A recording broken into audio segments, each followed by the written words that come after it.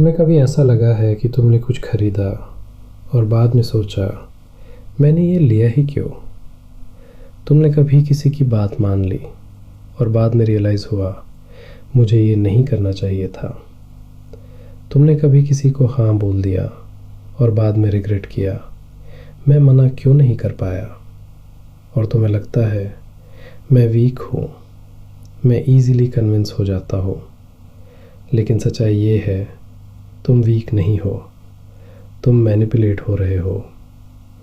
क्योंकि इस दुनिया में हर जगह हर वक्त कोई ना कोई तुम्हें इन्फ्लुएंस कर रहा है।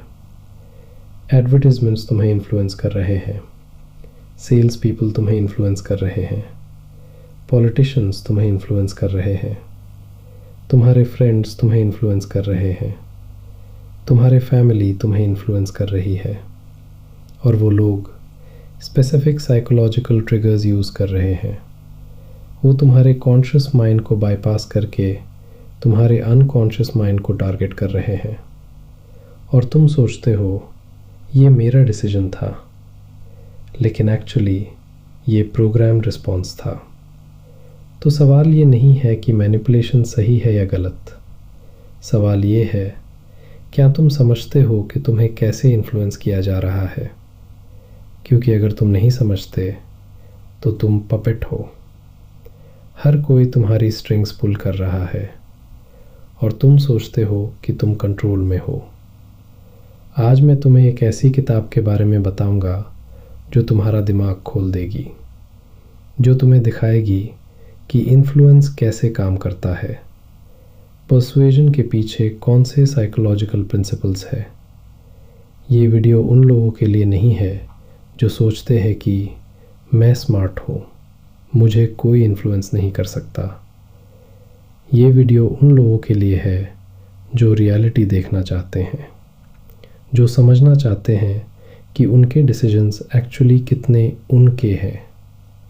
तो अगर तुम्हें लगता है कि तुम कंप्लीटली इंडिपेंडेंट हो तो ये वीडियो तुम्हारे लिए नहीं है। लेकिन अगर तुम्हें कभी लगा है कि कुछ डिसीजंस तुमने अनकॉन्शियसली लिए, कि कुछ चीज़ें तुमने ऑटोमेटिकली कर दी, कि कुछ पैटर्न्स रिपीट हो रहे हैं, तो अगली 40-45 मिनट तक मेरी बात सुनो। मैं तुम्हें डॉक्टर रॉबर्ट चियाल्डिनी की इन्फ्लुएंस द साइकोलॉजी ऑफ पर्सुएजन के थ्रू दिखाऊंगा कि तुम्हारा दिमाग कैसे काम करता है। और वीडियो के एंड तक तुम वही इंसान नहीं रहोगे जो अभी हो। शुरू करते हैं। पहले एक कहानी सुनो। इमेजिन करो एक लड़की है, नाम है उसका अंजलि। Smart, educated, independent. एक दिन अंजलि एक ज्वेलरी शॉप में जाती है, बस देखने के लिए। खरीदने का प्लान नहीं था। शॉपकीपर बहुत फ्रेंडली है।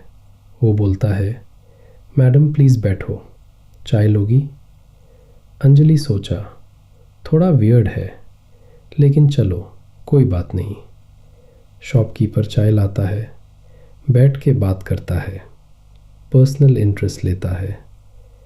आप क्या करती हो? फैमिली कैसी है? ये ओकेजन स्पेशल है? अंजलि कंफर्टेबल फील करती है। फिर शॉपकीपर कहता है मैडम आपके लिए एक स्पेशल पीस है, लिमिटेड एडिशन, सिर्फ आप जैसे कस्टमर्स के लिए। अंजलि को वो पीस पसंद आ गया। शॉपकीपर कहता है ओरिजिनल प्राइस 50,000 है, लेकिन आपके लिए स्पेशल डिस्काउंट 35,000। अंजलि को लगा वाओ 15,000 की डिस्काउंट, और उसने ख़रीद लिया। घर जाके जब अंजलि को रियलाइज़ हुआ वो पीस एक्चुअली 25,000 का था मार्केट में, उसने 35,000 दिए। और वो सोचती है मैंने ये किया क्यों? मुझे ज़रूरत भी नहीं थी, मैं सिर्फ देखने आई थी। तो क्या हुआ एक्चुअली? शॉपकीपर ने अंजलि को मैनिपुलेट किया। हाँ, लेकिन वो इलीगल कुछ नहीं किया। उसने बस साइकोलॉजिकल प्रिंसिपल्स यूज़ किए। पहला, रेसिप्रोसिटी। उसने अंजलि को चाय दी फ्री में। तो अंजलि को फील हुआ कि उसको कुछ वापस करना चाहिए। दूसरा, लाइकिंग। उसने पर्सनल इंटरेस्ट लिया। अंजलि को फील हुआ कि ये बंदा अच्छा है। तीसरा, स्कैर्सिटी। उसने बोला लिमिटेड एडिशन, स्पेशल कस्टमर्स के लिए। अंजलि को फील हुआ कि मुझे अभी लेना चाहिए। चौथा, कॉन्ट्रास्ट।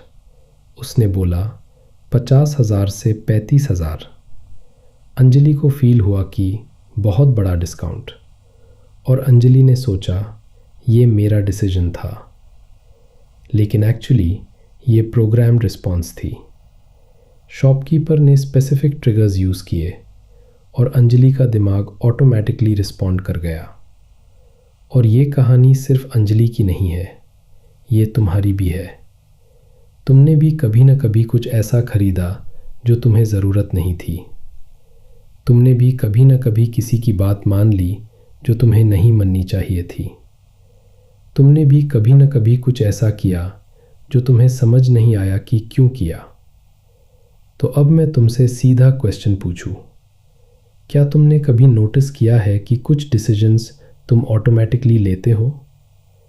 क्या तुमने कभी नोटिस किया है कि कुछ लोगों को माना करना मुश्किल होता है?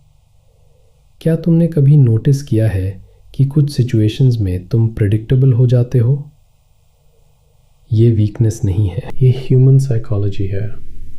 और अगर तुम ये साइकोलॉजी नहीं समझते तो हर कोई तुम्हें यूज़ कर सकता है, हर कोई तुम्हें इन्फ्लुएंस कर सकता है, और तुम सोचते रहोगे मैं कंट्रोल में हूँ, लेकिन नहीं हो। तो अगर तुम्हें ये समझना है कि इन्फ्लुएंस कैसे काम करता है, तो तुम्हें इन्फ्लुएंस, द साइकोलॉजी ऑफ परसुएजन समझनी पड़ेगी। डॉक्टर रॉबर्ट चियाल्डिनी, एक psychology professor, Arizona state university में, लेकिन सिर्फ प्रोफेसर नहीं, एक इन्वेस्टिगेटर भी। चियाल्डिनी ने अपनी पूरी ज़िंदगी एक क्वेश्चन को समझने में बिताई। क्यों लोग हाँ बोलते हैं? क्यों लोग अग्री करते हैं? क्यों लोग कंप्लाई करते हैं? और ये समझने के लिए उसने क्या किया? उसने 3 साल तक अंडर कवर रिसर्च की। वो यूज्ड कार डीलरशिप्स में गया, सेल्स ऑर्गेनाइजेशंस में गया, फंड रेजिंग कंपनीज़ में गया, टेली मार्केटिंग फर्म्स में गया। वो सेल्स ट्रेनिंग्स अटेंड करता था। वो ऑब्ज़र्व करता था कि सेल्स पीपल कैसे लोगों को कन्विंस करते हैं। वो देख रहा था कि कौन से टेक्निक्स काम करती है, कौन से पैटर्न्स रिपीट होते हैं, और उसने रियलाइज़ किया सब एक जैसे साइकोलॉजिकल प्रिंसिपल्स यूज़ कर रहे थे, और ये प्रिंसिपल्स यूनिवर्सल थे। चाहे तुम इंडिया में हो या अमेरिका में, चाहे तुम रिच हो या पुअर, चाहे तुम एजुकेटेड हो या अनएजुकेटेड, ये प्रिंसिपल्स सब पे काम करते थे। तो डॉक्टर चियाल्डिनी ने क्या किया? 1984 में उसने ये सब प्रिंसिपल्स को एक बुक में कंपाइल कर दिया, इन्फ्लुएंस, द साइकोलॉजी ऑफ परसुएजन। ये बुक एक गेम चेंजर थी। पहली बार किसी ने साइंटिफिकली एक्सप्लेन किया कि इन्फ्लुएंस कैसे काम करता है। पहली बार किसी ने डॉक्यूमेंटेड किया कि कौन से ट्रिगर्स लोगों को ऑटोमेटिक यस बोलने पर मजबूर करते हैं। और सबसे इंटरेस्टिंग बात, डॉक्टर चियाल्डिनी ये नहीं कह रहे कि ये टेक्निक्स यूज़ करो और लोगों को मैनिपुलेट करो। वो कह रहे हैं ये टेक्निक्स एग्जिस्ट करती है, लोगों पे यूज़ हो रही हैं, तुम्हें इन्हें समझना चाहिए ताकि तुम उनका विक्टिम ना बनो। क्योंकि जब तक तुम ये प्रिंसिपल्स नहीं समझते तब तक तुम उनका टारगेट हो। सेल्स पीपल तुम्हें मैनिपुलेट कर रहे हैं, मार्केटर्स तुम्हें मैनिपुलेट कर रहे हैं, पॉलिटिशियंस तुम्हें मैनिपुलेट कर रहे हैं। लेकिन जब तुम ये प्रिंसिपल समझ जाते हो तो तुम रिकग्नाइज कर सकते हो, ओह ये बंदा ये टेक्निक यूज़ कर रहा है, मुझे इन्फ्लुएंस करने की कोशिश कर रहा है, और अब तुम कॉन्शियस डिसीजन ले सकते हो। डॉक्टर चियाल्डिनी ने ओरिजिनली 6 प्रिंसिपल्स आइडेंटिफाई किए थे। बाद में उन्होंने 7th प्रिंसिपल ऐड किया, और ये 7th प्रिंसिपल्स ये सबसे पावरफुल परसुएजन वेपन्स है। तो अब मैं तुम्हें ये 7th प्रिंसिपल्स डिटेल में बताऊंगा, लेकिन ये एकेडमिक लेक्चर नहीं होगा। मैं तुम्हें रियल लाइफ एग्जांपल्स दूंगा, तुम्हारी डेली सिचुएशन से कनेक्ट करूंगा, और तुम्हें दिखाऊंगा कि ये प्रिंसिपल्स तुम्हारे साथ एग्जैक्टली कैसे यूज़ हो रहे हैं। तो रेडी हो जाओ, क्योंकि अगर तुम ये प्रिंसिपल्स समझ गए तो तुम्हारा पर्सपेक्टिव कंप्लीटली चेंज हो जाएगा। तुम रियलाइज़ करोगे कि कितनी बार तुम्हें मैनिपुलेट किया गया है, और अब तुम्हें पावर मिलेगी प्रोटेक्ट करने की। चलो शुरू करते हैं। Principal 1, reciprocity. पहला प्रिंसिपल, और शायद सबसे पावरफुल प्रिंसिपल, रेसिप्रोसिटी। मतलब जब कोई तुम्हें कुछ देता है तो तुम्हें फील होता है कि तुम्हें कुछ वापस देना चाहिए। ये ह्यूमन नेचर है, ये डीपली इनग्रेन्ड है। जब कोई तुम्हारे लिए कुछ करता है तो तुम ऑब्लिगेटेड फील करते हो। तुम्हें लगता है मैंने कुछ लेना तो देना पड़ेगा, और ये प्रिंसिपल हर जगह यूज़ होता है। देखो, सुपरमार्केट्स में फ्री सैंपल्स क्यों मिलते हैं? क्योंकि जब तुम फ्री सैंपल खा लेते हो तो तुम्हें फील होता है कि तुम्हें वो प्रोडक्ट खरीदना चाहिए। रेस्टोरेंट्स में वेटर तुम्हें फ्री मिंट्स क्यों देता है बिल के साथ? क्योंकि रिसर्च कहती है जब वेटर फ्री मिंट्स देता है तो टिप्स 3% बढ़ जाती है, और अगर वो पर्सनलाइज्ड वे में दे, ये आपके लिए स्पेशल, तो टिप्स 20% तक बढ़ जाती है। चैरिटी ऑर्गेनाइजेशंस तुम्हें फ्री गिफ्ट्स क्यों भेजते हैं? Address labels, calendars, greeting cards. क्योंकि जब तुम ये फ्री गिफ्ट्स लेते हो तो तुम्हें फील होता है कि तुम्हें डोनेशन देना चाहिए। डॉक्टर चियाल्डिनी एक एक्सपेरिमेंट बताते हैं। एक प्रोफेसर रैंडमली कुछ लोगों को क्रिसमस कार्ड्स भेजता है, वो लोग जिन्हें वो जानता भी नहीं। क्या होता है, वो लोग भी उसको क्रिसमस कार्ड्स वापस भेजते हैं, क्योंकि उन्होंने फील किया इसने मुझे कार्ड भेजा तो मुझे भी भेजना चाहिए। ये प्रिंसिपल इतना पावरफुल क्यों है? क्योंकि ये सोशल नॉर्म है। हर कल्चर में रेसिप्रोसिटी इम्पॉर्टेंट है। अगर कोई तुम्हें इनवाइट करता है तो तुम्हें उसको इनवाइट करना पड़ता है। अगर कोई तुम्हें गिफ्ट देता है तो तुम्हें गिफ्ट देना पड़ता है।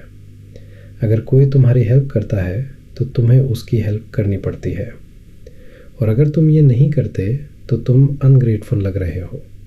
सोसाइटी तुम्हें जज करती है, और ये फियर, ये ऑब्लिगेशन तुम्हें कंप्लाई करने पर मजबूर करता है। लेकिन यहाँ एक ट्विस्ट है। Reciprocity rule unequal exchange create करता है। मतलब अगर कोई तुम्हें छोटी सी चीज़ देता है तो तुम बड़ी चीज़ वापस दे सकते हो। एग्जाम्पल देखो, एक सेल्स पर्सन तुम्हें फ्री कॉफ़ी देता है 20 रुपए की। फिर वो तुमसे कहता है ये प्रोडक्ट देखो सिर्फ 5000 में, और तुम खरीद लेते हो क्योंकि तुमने फील किया उसने मुझे कॉफ़ी दी, मैं उसका कुछ तो करूं। 20 रुपए की कॉफ़ी 5000 रुपए की परचेज़ में कन्वर्ट हो गई। ये रेसिप्रोसिटी की पावर है। तो इससे कैसे डिफेंड करो? पहला, रिकग्नाइज़ करो। जब कोई तुम्हें कुछ दे तो पूछो ये क्यों दे रहा है, इसका इंटेंशन क्या है। अगर जेन्युइन है तो एक्सेप्ट करो, लेकिन अगर मैनिपुलेशन है तो रिजेक्ट करो। दूसरा, रीडिफाइन करो। अगर कोई तुम्हें अनसॉलिसिटेड फेवर देता है तो उसको फेवर मत समझो, उसको सेल्स टैक्टिक समझो, और तब तुम्हें ऑब्लिगेटेड फील नहीं होगा।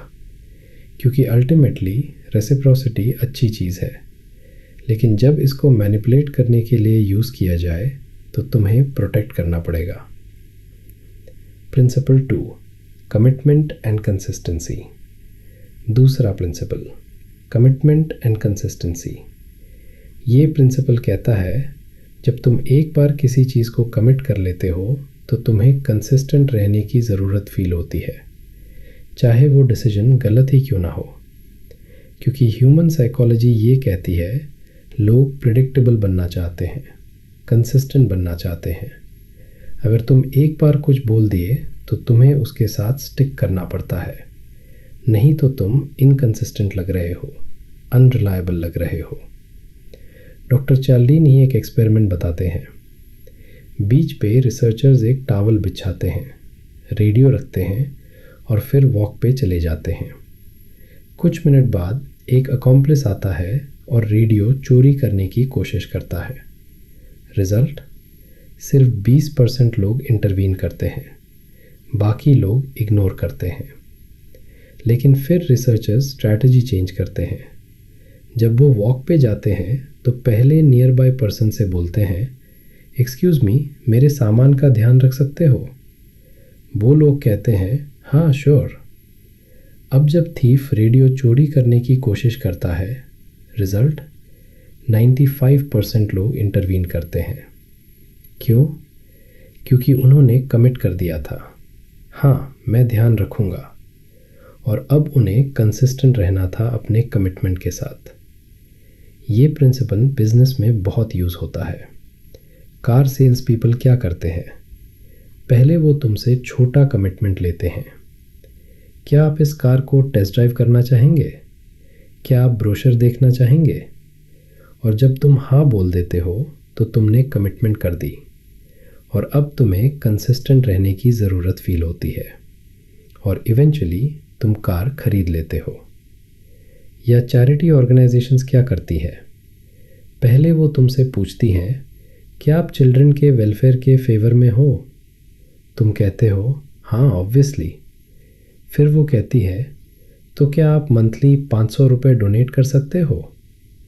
और अब तुम्हें मना करना मुश्किल है, क्योंकि तुमने पहले ही कमिट कर दिया था कि मैं चिल्ड्रन के वेलफेयर के फेवर में हूँ।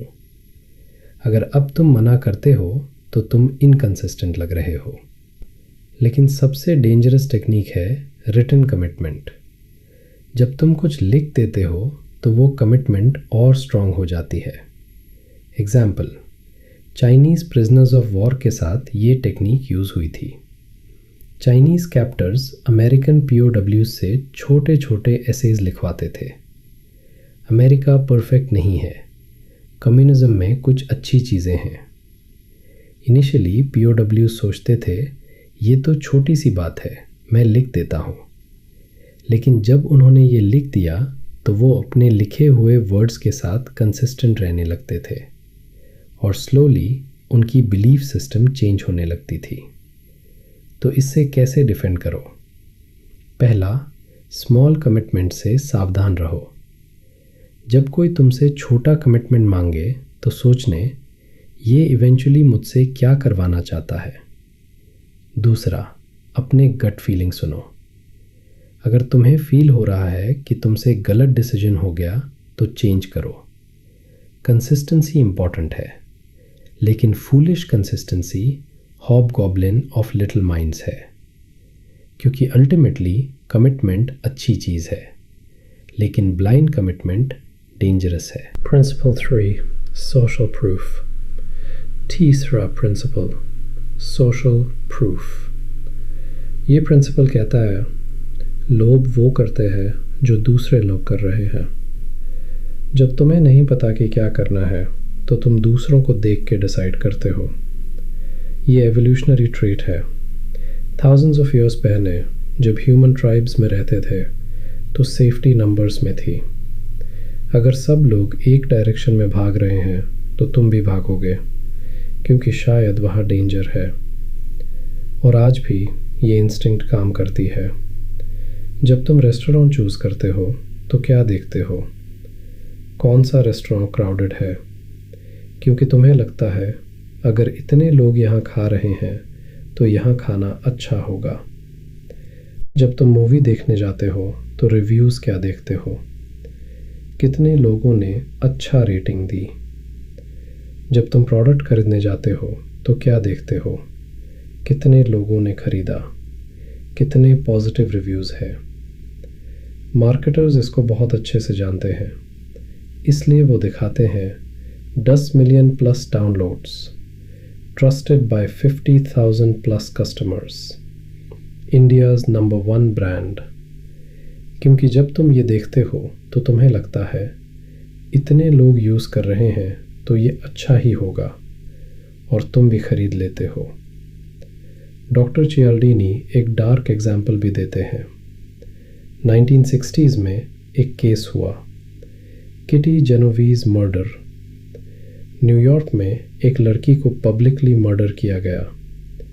38 विटनेसेस थे। किसी ने हेल्प नहीं की, किसी ने पुलिस को कॉल नहीं किया।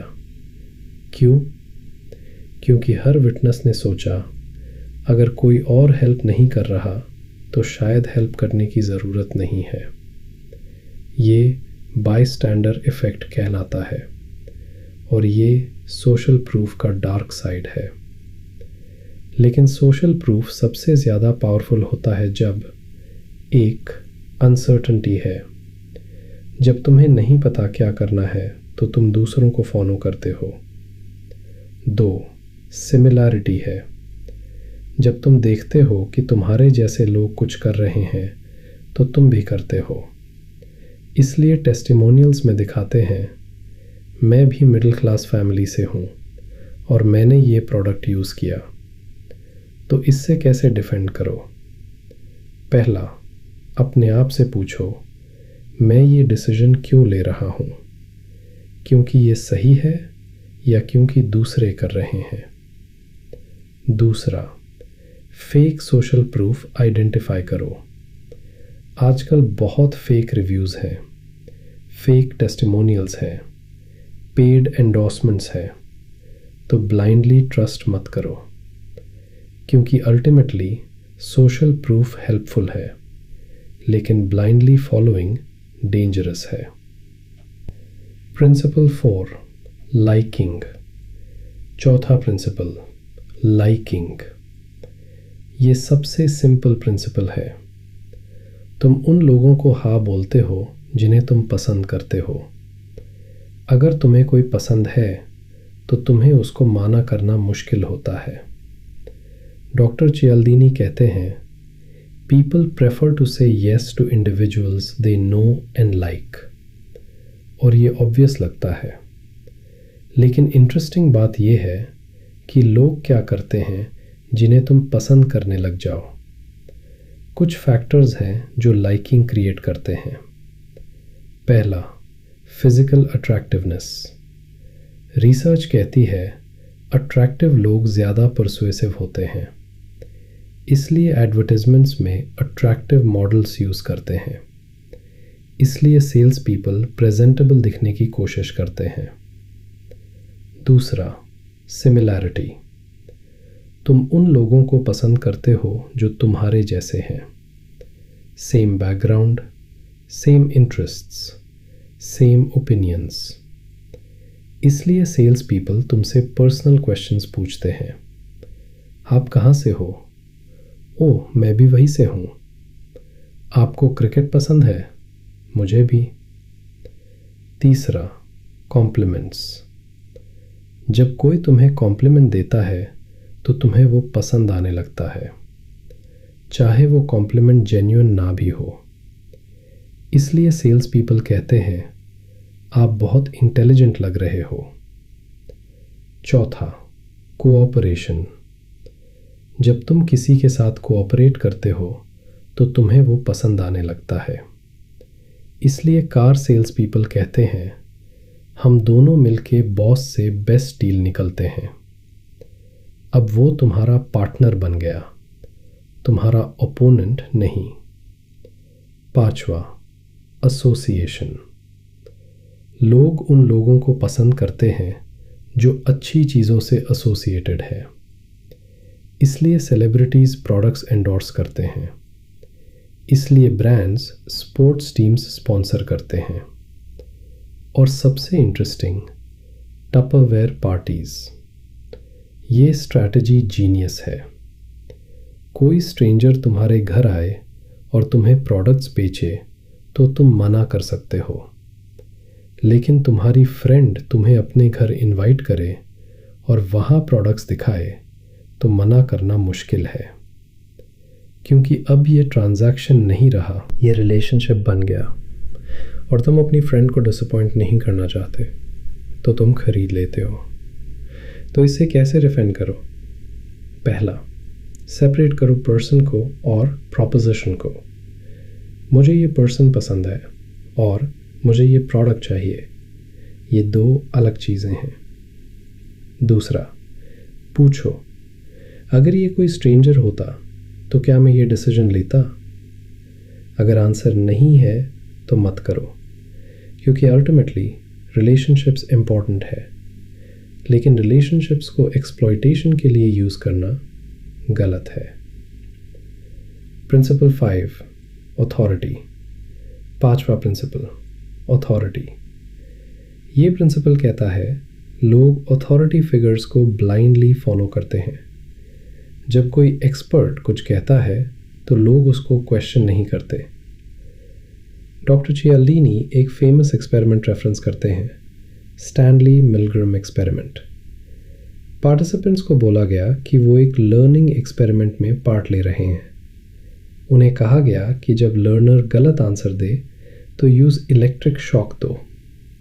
शॉक्स ग्रेजुअली इंक्रीज होते थे, 15 वोल्ट से 450 वोल्ट्स तक, और लर्नर जो एक्चुअली एक्टर था स्क्रीम्स करता था, प्लीडिंग्स करता था। लेकिन एक्सपेरिमेंटर, अथॉरिटी फिगर, कहता था कंटिन्यू करो, एक्सपेरिमेंट के लिए ज़रूरी है। रिजल्ट, 65% पार्टिसिपेंट्स ने मैक्सिमम 450 वोल्ट्स तक शॉक दिए। उन्होंने अथॉरिटी फिगर को ब्लाइंडली फॉलो किया, चाहे उन्हें पता था कि वो किसी को हार्म कर रहे हैं। ये टेरिफाइंग है, लेकिन ये रियलिटी है। लोग अथॉरिटी को क्वेश्चन नहीं करते। मार्केटर्स इसको बहुत यूज़ करते हैं। 9 out of 10 doctors recommend, as seen on TV, certified by, award winning। ये सब अथॉरिटी सिग्नल्स है। और जब तुम ये देखते हो तो तुम्हें लगता है अगर डॉक्टर्स बोल रहे हैं तो सही ही होगा, तुम क्वेश्चन नहीं करते। अथॉरिटी के 3 सिंबल्स हैं। पहला, titles, doctor, professor, CEO, expert. जब कोई टाइटल यूज़ करता है तो ऑटोमेटिकली क्रेडिबिलिटी बढ़ जाती है। दूसरा, clothes, lab coat, business suit, uniform. Research कहती है जब कोई लैब कोट पहनता है तो लोग उसकी बात ज़्यादा सीरियसली लेते हैं। तीसरा, trappings, expensive car, big office, fancy equipment. ये सब अथॉरिटी का सिग्नल देते हैं। तो इससे कैसे डिफेंड करो? पहला, क्वेश्चन करो, क्या ये पर्सन एक्चुअली एक्सपर्ट है या सिर्फ एक्सपर्ट दिखने की कोशिश कर रहा है? दूसरा, पूछो, क्या इस एक्सपर्ट का एडवाइस मेरे सिचुएशन के लिए रेलेवेंट है? क्योंकि बहुत बार एक्सपर्ट्स अपने फील्ड में अच्छे होते हैं लेकिन दूसरे फील्ड्स में नहीं। तीसरा, चेक करो, क्या इस एक्सपर्ट का कोई बायस है? क्या इसको कुछ बेनिफिट हो रहा है? अगर डॉक्टर तुम्हें मेडिसिन रेकमेंड कर रहा है और वो उस फार्मास्यूटिकल कंपनी से पेड है तो शायद उसका एडवाइस बायस्ड है, क्योंकि अल्टीमेटली अथॉरिटी इम्पॉर्टेंट है, लेकिन ब्लाइंड ओबीडियंस डेंजरस है। Principle 6, scarcity. छठा प्रिंसिपल, स्केर्सिटी। ये प्रिंसिपल कहता है जो चीज़ रेयर है, लिमिटेड है, ख़त्म हो रही है, उसकी वैल्यू ज़्यादा लगती है। और लोग उसको पाने के लिए डेस्परेट हो जाते हैं। डॉक्टर चियाल्डीनी एक एक्सपेरिमेंट बताते हैं। लोग को चॉकलेट चिप कुकीज़ दी गई। एक ग्रुप को जर मिला जिसमें 10 कुकीज़ थीं। दूसरे ग्रुप को जर मिला जिसमें सिर्फ 2 कुकीज़ थीं। कौन सी कुकीज़ ज़्यादा टेस्टी लगी? वो कुकीज़ जो सिर्फ 2 थीं। चाहे कुकीज़ बिल्कुल सेम थी, लेकिन स्केर्सिटी ने उनकी परसीव्ड वैल्यू बढ़ा दी। मार्केटर्स इसको हर जगह यूज़ करते हैं। Limited time offer, only 3 left in stock, sale ends tonight, first 100 customers only. और जब तुम ये देखते हो तो तुम्हें पैनिक होता है। तुम्हें लगता है मुझे अभी लेना पड़ेगा, नहीं तो मिस हो जाएगा, और तुम इम्पल्सिव डिसीजन ले लेते हो। एयरलाइंस क्या करती हैं? Only 2 seats left at this price, तो तुम तुरंत बुक कर लेते हो। ई कॉमर्स साइट्स क्या करती हैं?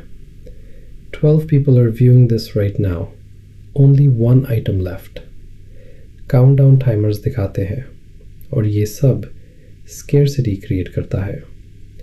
रियल स्केर्सिटी हो या आर्टिफिशियल, फ़र्क नहीं पड़ता, तुम्हारा ब्रेन रिस्पॉन्ड करता है। लेकिन स्केर्सिटी का सबसे पावरफुल फॉर्म है लॉस अवर्जन। मतलब लोग कुछ पाने से ज़्यादा कुछ खोने से डरते हैं। अगर मैं तुमसे कहूँ ये प्रोडक्ट ले लो, तुम्हें 10,000 रुपये बचेंगे, या ये प्रोडक्ट मत लेना, तुम्हें 10,000 रुपये का लॉस होगा, कौन सा ज़्यादा इफ़ेक्टिव है? दूसरा, क्योंकि लॉस का डर गेम की खुशी से ज़्यादा पावरफुल है। तो इसे कैसे डिफेंड करो? पहला, पॉज लो। जब तुम्हें स्केर्सिटी दिखे तो तुरंत रिएक्ट मत करो, वेट करो, थिंक करो।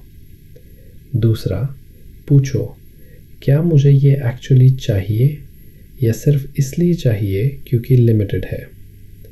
अगर तुम्हें पहले इंटरेस्ट नहीं था और अब सिर्फ स्केर्सिटी की वजह से इंटरेस्ट है, तो प्रॉबेबली तुम्हें एक्चुअली नीड नहीं है। तीसरा, रियल स्केर्सिटी और आर्टिफिशियल स्केर्सिटी डिफरेंशिएट करो।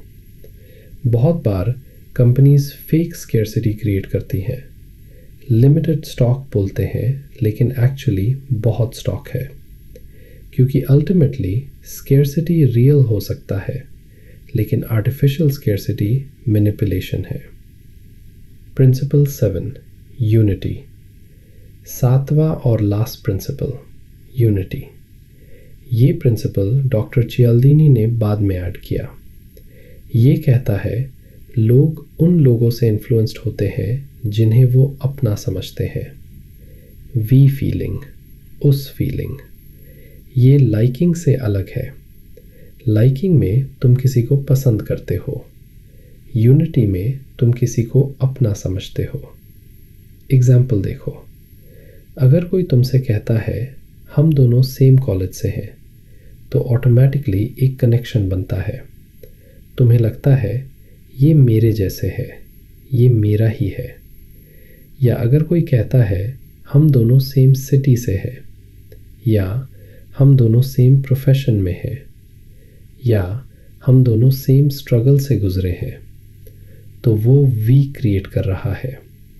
और जब वी बनता है तो ट्रस्ट बनता है, और जब ट्रस्ट बनता है तो इन्फ्लुएंस बनता है। पॉलिटिशियंस इसको बहुत यूज़ करते हैं। हम सब हिंदुस्तानी हैं, हम सब मिडिल क्लास हैं, हम सब आम आदमी हैं। वो अस वर्सेस देम क्रिएट करते हैं, और जब तुम अस में इंक्लूड हो जाते हो तो तुम उनकी बात ज़्यादा सीरियसली लेते हो। ब्रांड्स भी इसको यूज़ करते हैं। एप्पल कहती है थिंक डिफरेंट। वो एक कम्युनिटी क्रिएट करती है। We are different, we are special. और जब तुम एप्पल खरीदने हो तो तुम सिर्फ प्रोडक्ट नहीं खरीद रहे, तुम एक आइडेंटिटी खरीद रहे हो। तो इससे कैसे डिफेंड करो? पहला, रिकग्नाइज करो, क्या ये पर्सन जेन्युइनली मेरे ग्रुप का है या आर्टिफिशियली कनेक्शन क्रिएट कर रहा है। दूसरा, पूछो क्या सिर्फ वी फीलिंग की वजह से मैं ये डिसीजन ले रहा हूँ। अगर हाँ, तो स्टेप बैक लो, क्योंकि अल्टीमेटली यूनिटी पावरफुल है, लेकिन आर्टिफिशियल यूनिटी मैनिपुलेशन है। तो ये थे 7 principles of persuasion: reciprocity, commitment, social proof, liking, authority, scarcity, unity. अब मैं जानता हूँ तुम्हारे मन में बहुत सारे थॉट्स हैं, तो मैं तो हर जगह मैनिपुलेट हो रहा हूँ। क्या मेरे कोई भी डिसीजन जेन्युइन है? क्या मैं सिर्फ एक पपेट हूँ? तो मैं तुम्हें एक बात साफ कर दूँ, ये प्रिंसिपल्स इनहेरेंटली बैड नहीं है, ये नेचुरल साइकोलॉजिकल टेंडेंसीज़ है। रेसिप्रोसिटी अच्छी चीज़ है। जब जेन्युइनली कोई तुम्हारी हेल्प करे तो तुम्हें उसकी हेल्प करनी चाहिए। कमिटमेंट अच्छी चीज़ है। जब तुम प्रॉमिस करते हो तो तुम्हें उसको फुलफ़िल करना चाहिए। सोशल प्रूफ हेल्पफुल है। जब तुम्हें नहीं पता क्या करना है तो दूसरों से सीखना अच्छा है। लेकिन जब ये प्रिंसिपल्स तुम्हें मैनिपुलेट करने के लिए यूज़ किए जाते हैं तब प्रॉब्लम है। जब कोई आर्टिफिशियली रेसिप्रोसिटी क्रिएट करे सिर्फ इसलिए ताकि तुम उसका प्रोडक्ट खरीद लो, जब कोई तुमसे कमिटमेंट ले सिर्फ इसलिए ताकि तुम उसको रिफ्यूज़ ना कर पाओ, जब कोई फेक सोशल प्रूफ दिखाए सिर्फ इसलिए ताकि तुम ट्रस्ट कर लो, तब ये एक्सप्लॉयटेशन है। डॉक्टर चियारदीनी कहते हैं, the truly gifted negotiator is one who can detect when influence is being used against them and can counter it. मतलब सबसे इंटेलिजेंट लोग वो है जो रिकग्नाइज कर सकते हैं कि उन्हें इन्फ्लुएंस किया जा रहा है। और अब तुम ये कर सकते हो क्योंकि अब तुम्हें पता है कि ये 7 प्रिंसिपल्स क्या है। अब जब कोई तुमसे कहता है ये लिमिटेड टाइम ऑफ़र है तो तुम रिकग्नाइज करोगे ये स्कैर्सिटी यूज़ कर रहा है। अब जब कोई तुम्हें फ्री गिफ्ट देता है तो तुम समझोगे ये रेसिप्रोसिटी ट्रिगर कर रहा है। और ये अवेयरनेस तुम्हें पावर देती है। अब तुम कॉन्शियस डिसीजंस ले सकते हो। तुम पूछ सकते हो अपने आप से, क्या मैं एक्चुअली ये चाहता हूँ या सिर्फ इन्फ्लुएंस्ड हो रहा हूँ? लेकिन यहाँ एक इम्पॉर्टेंट पॉइंट है, ये प्रिंसिपल्स इतने पावरफुल क्यों हैं? क्योंकि ये शॉर्टकट्स हैं। देखो, तुम्हें हर दिन हंड्रेड्स ऑफ डिसीजंस लेने पड़ते हैं। तुम हर डिसीजन पे डीपली थिंक नहीं कर सकते, तो तुम्हारा ब्रेन शॉर्टकट्स यूज़ करता है। ये डॉक्टर बोल रहा है तो सही होगा, अथॉरिटी शॉर्टकट। सब लोग ये कर रहे हैं तो ठीक होगा, सोशल प्रूफ शॉर्टकट। ये लिमिटेड है तो वैल्यूबल होगा, स्कैर्सिटी शॉर्टकट। ये शॉर्टकट्स ज़्यादातर टाइम काम करते हैं, लेकिन जब कोई इन्हें मैनिपुलेट करता है तो तुम गलत डिसीजंस ले लेते हो। तो सॉल्यूशन क्या है? कॉन्शियस बनो, अवेयर बनो। जब इम्पॉर्टेंट डिसीजन ले रहे हो तो शॉर्टकट्स पे डिपेंड मत करो, एक्चुअली थिंक करो, एनालाइज करो। और ये बुक यही सीखती है। ये तुम्हें अवेयर बनाती है ताकि तुम अपने डिसीजंस का कंट्रोल वापस ले सको। मैं तुमसे लास्ट में एक सवाल पूछूंगा, तुम्हें किस तरह का इंसान बनना है? वो जो ब्लाइंडली इन्फ्लुएंस्ड होता रहेगा, जो हर किसी की बात मान लेता है, जो अपने डिसीजंस का कंट्रोल दूसरों के हाथ में दे देता है, या वो जो अवेयर है, जो रिकग्नाइज कर सकता है मैनिपुलेशन को, जो अपने डिसीजंस कॉन्शियसली लेता है? इन्फ्लुएंस, द साइकोलॉजी ऑफ परसुएजन तुम्हें चॉइस दे रही है। ये तुम्हें अवेयरनेस दे रही है। अब ये तुम्हारे ऊपर है कि तुम इस अवेयरनेस का यूज़ कैसे करते हो।